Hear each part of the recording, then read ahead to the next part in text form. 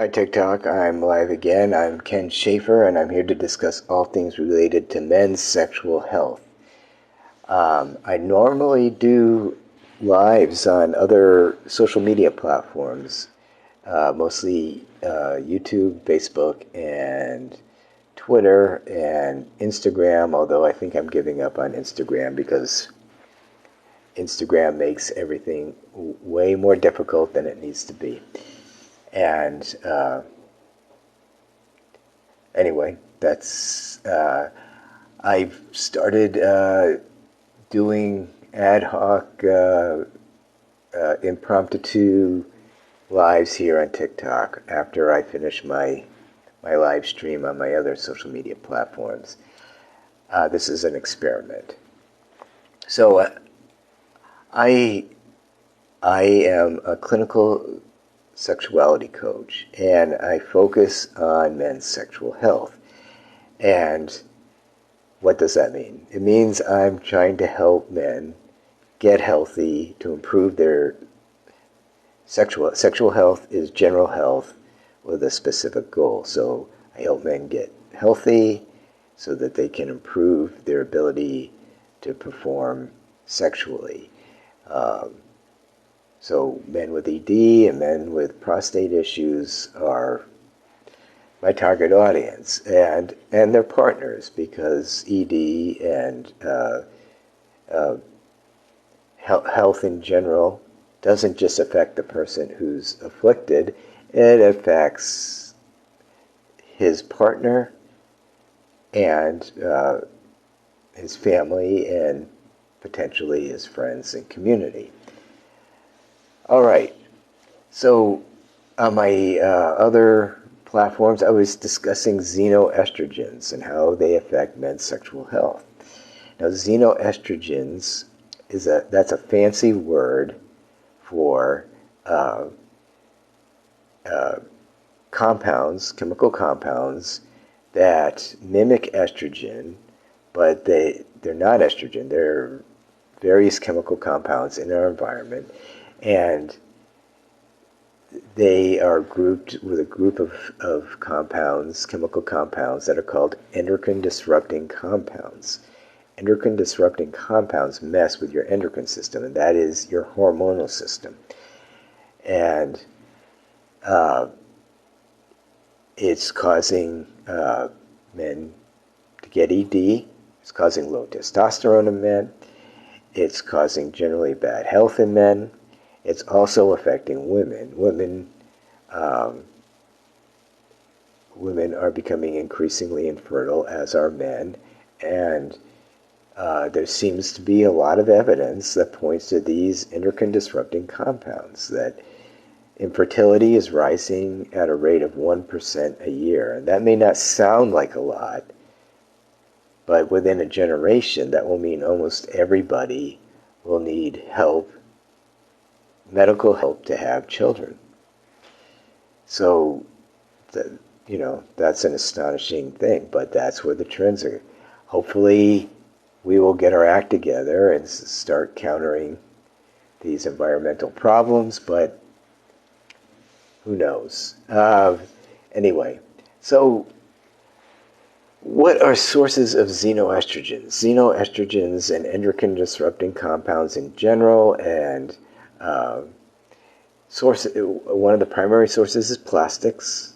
Another source is pesticides.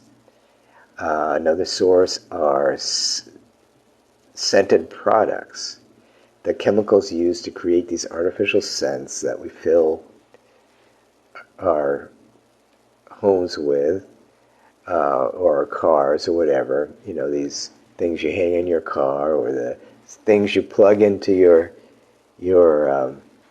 wall that spray scent. I don't know what they do. They're there to make your house smell nice, whatever. I don't usually like these artificial scents, but a lot of people do. They are a major source of these endocrine disrupting compounds, as are dryer sheets and whatnot. Plastics, pesticides, scented products, clothing. Our clothing is increasingly made out of polyester fibers. Polyester is a form of plastic, and when you wear polyester clothing that's touching your skin, you are absorbing some of these xenoestrogens from your clothing into your skin. All right. So I'm so full of good news, right? So what can you do to mitigate your exposure? Well, buy organic foods. Okay, you don't want your food sprayed with pesticides, and that includes meat, because if they're feeding these inorganic foods to the animals that are then later slaughtered for meat, well, those chemicals are now part of their bodies. Okay, now people, if you're tuning in and you have questions, I'm trying to watch for questions. If you have questions, please ask. That's what I'm here for. Anyway, so you can do a lot to mitigate your exposure to these xenoestrogens and endocrine disrupting compounds. Get plastic out of your kitchen. Do not store your food in plastic. Don't cook in plastic. You want to store your food in either plastic, ceramic, or metal, and silicone. I actually forgot to say that on my previous live I was just doing. But silicone is not plastic, and it's considered a safe way to store your food. And, okay, so get plastic out of your kitchen. Also, your water. A lot of people drink bottled water. In general, bottled water is a lot less contaminated than tap water. That's not always true. But you're defeating the purpose if you're drinking bottled water out of plastic. Unfortunately, bottled water usually is put in a plastic bottle, and you're just sucking down endocrine disrupting compounds every time you have a glass of water or a bottle of water. All right, so get plastic out of your bathroom. Okay. Also, check your personal care. Your personal care products are probably riddled with all kinds of nasty chemicals that are completely unregulated.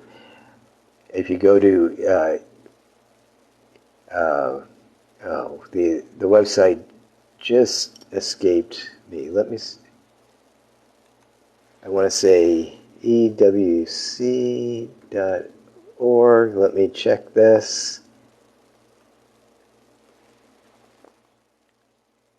Yes, ewg.org.